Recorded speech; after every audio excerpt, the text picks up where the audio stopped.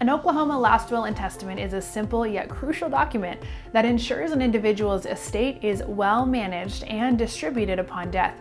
Best of all, it can typically be created without seeking legal advice from an expensive attorney. In this video, we will go over the importance of wills and what happens when one isn't made, what's included in wills, legal requirements in Oklahoma, and how and where to create an official will. Let's begin by looking at wills and their importance. A last will and testament, simply known as a will, allows an individual to set instructions on how their real and personal property must be distributed among the intended beneficiaries upon death. Beneficiaries are usually spouses, children, and other relatives, but they can be any person or entity.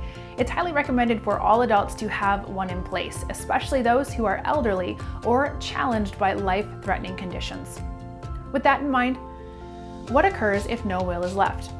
A person who passes away without a will loses full control of who inherits their property. Instead, Oklahoma's succession laws dictate how the deceased assets are handled. Typically, the deceased spouse, children, or blood relatives inherit the property by default in these cases. Leaving the property in the hands of the state may cause loved ones to dispute the decisions made by the courts when distributing the estate, possibly leading to drawn-out court trials. Luckily, all instructions can be documented by making a clear will, and usually without an expensive attorney required. A person of sound mind can draft a will in Oklahoma with the following information on the document: their full name and residing address, the information of their personal representative, also known as the executor, who will distribute the assets accordingly, the names of all beneficiaries, and a thorough list of the property each shall receive, any additional terms and conditions, and the signatures of the testator and 2 witness signatures.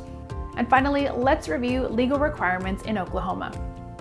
Last will and testaments in Oklahoma must be signed by the person to whom the will belongs, known as the testator, in the presence of at least 2 trusted, competent witnesses. Though optional, it is recommended that both witnesses be disinterested parties.